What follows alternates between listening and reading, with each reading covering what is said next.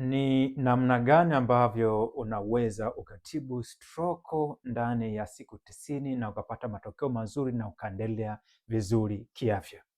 Kama umekuwa ukijiuliza swali la namna hii, kuna mwongozo huu mmoja tu ambao nataka leo nikuelekeza, ambao mwongozo huo una uwezo wa kutibu stroke ndani ya siku 90. Mwongozo huu ni matokeo ya jaribio au majaribio ambayo yamefanyika, ambayo yaliweza kutumia mwongozo huo, na wale wagonjwa ambao walikuwa na shida ya stroke waliweza kupona zile changamoto zao. Hata kwa wale watu ambao walikuwa na magonjwa ya moyo kama coronary artery disease, ischemic heart disease, waliweza kupona changamoto zao. Uzuri wa mwongozo huu ambao ni bora kabisa, ambao nakushauri mgonjwa wa stroke uweze kuutumia, ni kwamba mwongozo huu ni salama kwanza kwa afya ya mwanadamu na hauna madhara ya aina yoyote. Lakini cha pili, fahamu tu kwamba mwongozo huu ni kwamba ni unatibu tatizo la stroke. Lakini cha tatu, mwongozo huu unakukinga wewe na kupata stroke ya pili, kwani unakuta kwa mfano wale wagonjwa wa stroke, unakuta pindi anapokuwa anapambana kujitibia tatizo lake hilo, unakuta yeye unashangaa ameshaanza kuendelea vizuri, unashangaa anapata stroke nyingine ya pili ama ya tatu, ambacho hiyo inakuwa inaleta tena changamoto kwa mara nyingine. Lakini kupitia mwongozo huu utaweza kukukinga na stroke ambayo ingeweza kuja kwa awamu nyingine, kuhakikisha kwamba wewe unapona ukiwa uko salama. Kwa hiyo wewe mgonjwa wa stroke, hakikisha unasikiza video hii mwanzo mpaka mwisho uweze kuelewa mwongozo huu wa kuweza kutibu tatizo la stroke ndani ya siku 90 kabisa, na kupata matokeo ambayo ni bora, chanya, ambayo huwezi kuyapata kwa kutumia njia nyingine ambayo eza huwa nasikia ama yamkini naitumia. Bila kupoteza muda, tuingie kwenye mada husika. Ni Emmanuel Mpalie, nutrition specialist. Tunaangazia hapa mwongozo wa kuweza kutibu stroke ndani ya siku 90. Mgonjwa yoyote ama mtu pindi anapopata tatizo la stroke, kitu cha kwanza kabisa ambacho anataka akifanya yeye ni kuweza kutambua aina ya stroke aliyoipata. Kwa nini ni muhimu sana kutambua, na unatambuaje? Kwenye kutambua ni lazima ufike hospitalini na uonane na daktari, ambapo sasa utaweza kufanya vipimo, vitu kama CT scan, kuweza kutambua aina gani ya stroke ulionayo. Kwa nini ni muhimu sana kutambua aina ya stroke? Ile itasaidia kwanza kuweza kupata dawa ambazo zinaweza kusaidia katika hali ya dharura ulionao wewe, hiyo ambayo ni hatarishi, ambayo ikaa vibaya unaweza kupoteza uhai wako.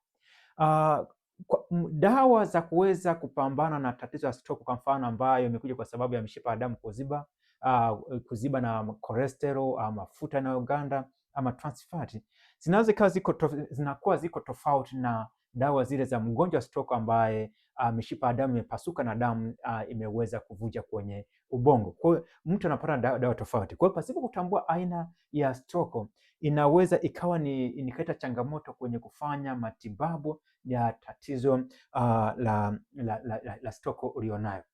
Lakini fahamu kwamba stroke zote hizi mbili chanzo ni kimoja, kwa maana kwamba vyanzo huwa ni issue za cholesterol, mafuta yanayoganda na mafuta aina ya trans fat.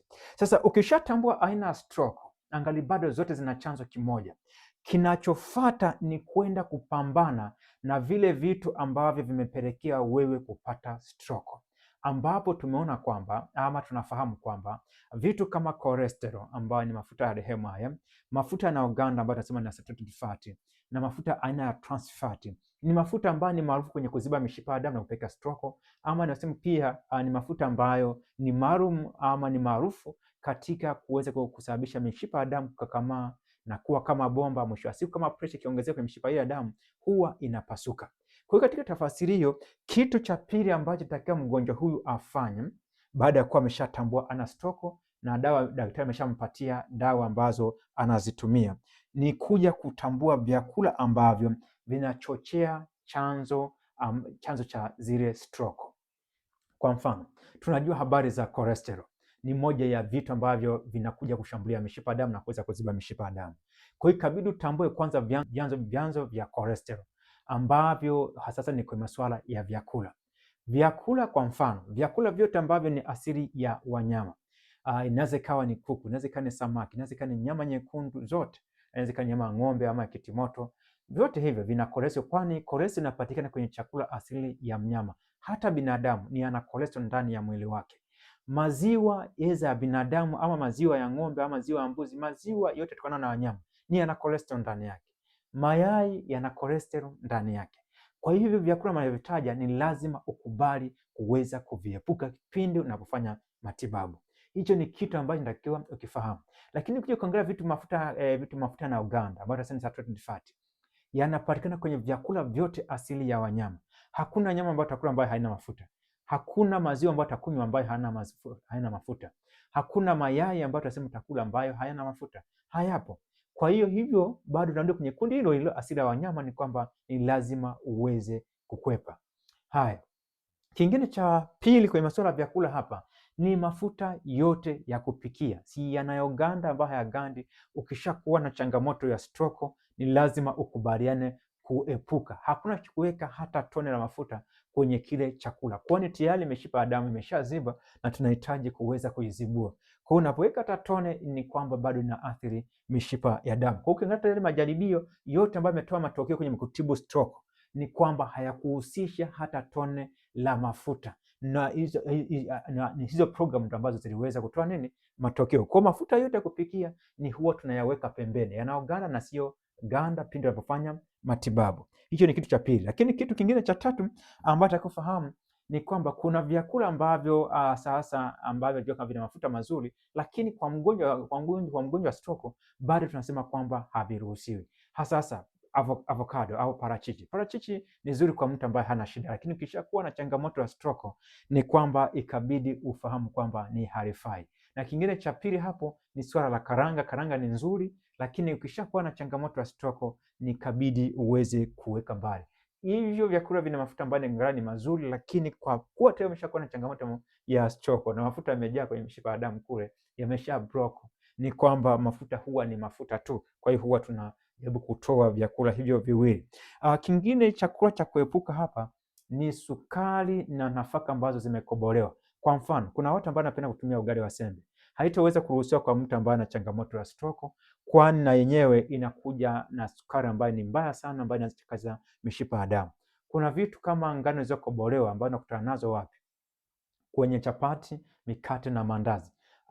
Vyakula hivi ikabidi uvikwepe, kwani vingi unakuta ngano imeshakobolewa. Kama ni mkate ambao ngano haijakobolewa, it is fine, unaweza kutumia, lakini kama ngano imeshakobolewa ni kwamba bado haiwezi kukufaa wewe mgonjwa ambaye una changamoto ya stroke. Hivyo ni vyakula vya kuweza kuepuka ambavyo vipo kwenye chanzo cha stroke.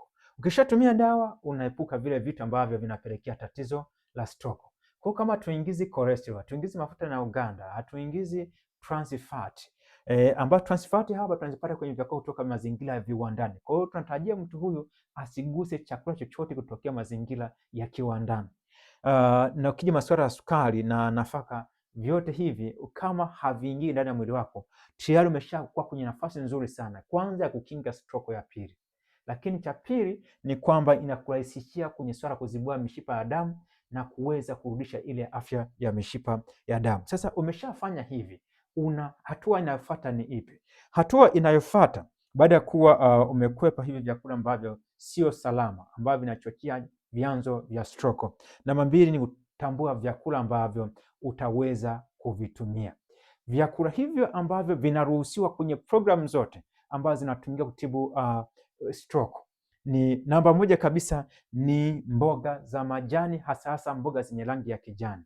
Na huwa sayansi ama tafiti zinashauri wazi kwamba kwenye mboga za majani hapa kwa mgonjwa wa stroke inatakiwa kwa siku asili mboga za majani chini ya mara 3, kwa maana ya kwamba utakula mara ya kwanza, mara ya pili, mara ya tatu, upate savings ambazo sio chini ya mara 3, ambapo kuna mtu mwingine anaweza kama akapata asubuhi, mchana na jioni. Unakula mboga za majani ili kuweza kuamsha zile tissue za endothelium kwa haraka sana na kuongeza uzalishaji wa nitric oxide ili ziweze kuja kuyeyusha mafuta, lakini pia kuweza kuja kutanua mishipa ya damu ili kusudi damu iweze kupita. Kwa hiyo namba moja ni habari za mboga za majani, lakini cha pili ambacho kiingie mezani kwa mgonjwa huyu mwenye shida ya stroke ni vyakula asili ya mikunde vyote, ambavyo namba moja ni habari za maharage rangi aina zote.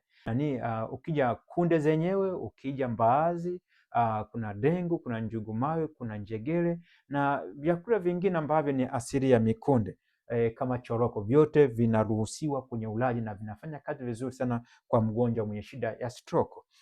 Kuna namba tatu ni habari za nafaka ambazo hazijakobolewa, ambazo zinaweza ni mahindi, lakini mahindi yatumika ambayo hajakobolewa. Inaweza ikawa ni ya kuchoma, inaweza ikawa ni ya kupika, inaweza ikawa ni ugali, lakini utumike ugali wa dona. Kuna mtama, kuna ulezi, kuna ngano ambayo hajakobolewa inaweza kutumika, kuna mchele wa brown, alafu kuna mchele mweusi ambao ni black rice. Hizo nafaka zote ziko vizuri sana kwa mgonjwa ambaye ana changamoto ya stroke. Kuna namba 4 hapa ambayo ni habari za mizizi na ndizi mbichi, kwa maana kwamba hiyo ndizi ya kupika, kwa maana kwamba mizizi inahusisha viazi mviringo, viazi vitamu, mihogo na magimbi.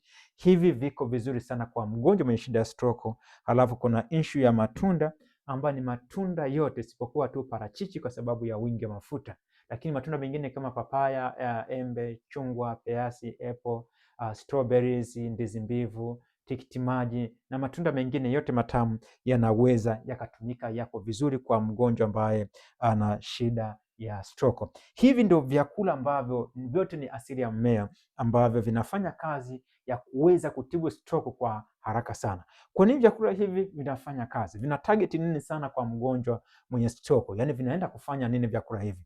Kwanza, kazi yake kubwa sana unapokuwa unakula vyakula hivi ni vinaenda kufufua na kulinda zile seli za endothelium ambazo zipo kwenye kuta ya mishipa ya damu, ambacho ndio kiwanda pekee ambacho kinazalisha gesi ya nitric oxide.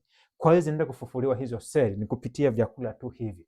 Lakini cha pili ambacho kufahamu kwamba vyakula hivi vinakuja kuongeza uzalishaji wa gesi ya nitric oxide kwenye kiwanda hicho, na ni kwa sababu vyakula hivi ndio ambavyo vina supply malighafi za kutengeneza gesi ya nitric oxide. Vyakula hivi asili ya mimea vimesheheni kemikali kama citrulline, vimesheheni kemikali kama L-arginine, vimesheheni kemikali kama nitrate, ambazo zote zinakuja kuongeza ongezeko la nitric oxide. Faida yake ni nini ya kuwa na gesi nyingi za nitric oxide kwenye mishipa ya damu? Moja ni kwamba nitric oxide ndio gesi pekee ambayo inakuja kusaidia kutanua mishipa ya damu. Kwa kuwa yakuwa imeziba, kupata nitric oxide itakuwa ni unafuu mkubwa sana kuhakikisha kwamba inatanua mishipa ya damu ili kusudi damu ianze kutembea kwenda sehemu ambapo ilikuwa haifiki, ili ile sehemu ya ubongo iweze kupata hewa ya oksijeni na virutubisho, na hivyo kusaidia kuweza kurudisha tena network vizuri kwenye viungo vyako vya mwili, kwani unaweza pia ukaviratibu sasa vizuri. Lakini nitric oxide inazuia damu kuganda kwenye mishipa ya damu, kwani nitric oxide huwa inafanya hiyo mishipa ya damu kuweza kuteleza. Kwa hiyo kuweza kuzuia damu kuganda, lakini pia na mafuta kuweza kuganda kwenye mishipa ya damu. Kingine ambacho tukufahamu kwamba nitric oxide inasaidia kuweza kuyeyusha yale mafuta ambayo yameganda kwenye mishipa ya damu. Kwa hiyo unapokuwa na nitric oxide nyingi, basi hata utendaji kazi unakuwa ni haraka sana, hata uponyaji nao unaongezeka kwa haraka sana. Lakini unapataje nitric oxide nyingi? Ni kupitia vyakula hivi ambavyo nimevitaja, vikuu vingapi hapa? 5 almost, ambavyo vinatokana na asili ya mimea. Kingine ambacho nitakofahamu ni kwamba vyakula hivi vinakuja kuyeyusha mafuta ambayo yameganda kwenye mishipa ya damu, na hivi kusaidia kwenye kuzibua ile mishipa ya damu na kuruhusu damu kuweza kusafiri sasa kwenda sehemu ambapo ilikuwa haifiki. Na mwisho ni kwamba huwa vyakula hivi vinakuja kusaidia kuzuia vimbe kutoka kwenye mishipa ya damu na kuzuia mioto ambayo ni inflammations ambazo zingekuja kuja kuharibu hizi seli za endothelium, na ni kwa sababu vyakula hivi vina kemikali kama flavonoids ambazo zinakuja kusaidia kuzuia hii mioto ambayo kama ni inflammation. Kwa hiyo unaweza kaona kwamba kazi ya vyakula hivi na hizi zote wewe unazihitaji ili kuhakikisha kwamba unapona kwa haraka sana. Hii ilikuwa ni namba 3, kwamba ushaepuka vyakula sasa hivi ambavyo ni vibovu ambavyo vinachochea chanzo cha stroke, lakini sasa umeshafahamu pia vyakula ambavyo ni bora kwa upande wako. Mwisho unamalizia na nini? Mwisho ni kwamba mgonjwa wa stroke ni anahitaji daktari wa mazoezi, unahitaji kufanyiwa physiotherapy. Hakuna namna nyingine, lazima mpate tiba ya viungo, kwani stroke inakuja na kupooza kwa viungo vyako wewe. Sasa namna kuamsha vile viungo ni lazima tunahitaji mazoezi ambayo ni physiotherapy. Kwa hiyo unahitaji daktari wa design kuweza kukufanyia, na huwa tunashauri kwamba katika programu hii inapokuwa inaendelea na vyakula hivi, ni vema kama una uwezo uweze kufanya mazoezi kila siku, daktari aweze kufanyia yale mazoezi ya viungo kila siku endayo kwa Mungu, kwa siku hizi zote 90 ambazo zinakuwa huko unapambana na kula vyakula hivi asili ya mmea. Yanakuja kufanya kazi gani? Yana kazi nyingi sana haya mazoezi. Moja ikiwa ni kuamsha nerves za ubongo wako, na hivyo kuweza kurudisha mawasiliano kama ilivyokuwa awali. Hii ni kazi ya mazoezi haya. Lakini cha pili ni kwamba mazoezi haya yanaamsha viungo ambavyo vimepooza na kuzuia ile misuli kusinyaa, na hivyo kuweza kusaidia wewe kuweza kukaa vizuri. Lakini mazoezi haya yanakuja kurudisha mwili kuweza kupata balance vizuri, kiasi kwamba hata kusema kwamba baadaye unaanza kutembea huwezi tena kudondoka. Kwa hiyo inarudisha ile balance ya mwili na coordination zake kwenye kuratibu, kwamba mwili unaratibiwa vizuri na mwili unakuwa kwenye uwiano vizuri, unakuwa na balance nzuri. Lakini yote haya ni kupitia mazoezi ya viungo. Sasa fikiria ni kwamba unatumia dawa ambazo ni sahihi, vyakula ambavyo natumia navyo ni sahihi, vinakuja kuzibua mishipa ya damu na kurudisha afya ya mishipa ya damu.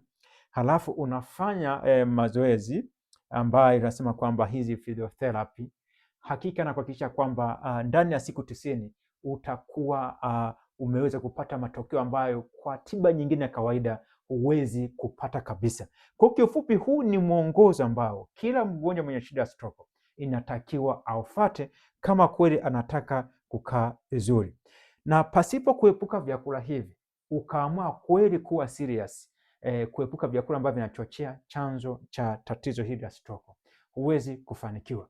Nafahamu kwamba kunakuwa na ushauri mwingi juu ya masuala ya lishe, hasa kwa wagonjwa wa stroke, lakini nikufahamishe tu kwamba kuangalia tafiti zote ambazo zimetoa matokeo zinahusisha vyakula asili ya mmea na zimeondoa vyakula asili ya wanyama vyote, na sio kupunguza, ni kuondoa kabisa mpaka utapokuwa umekaa vizuri.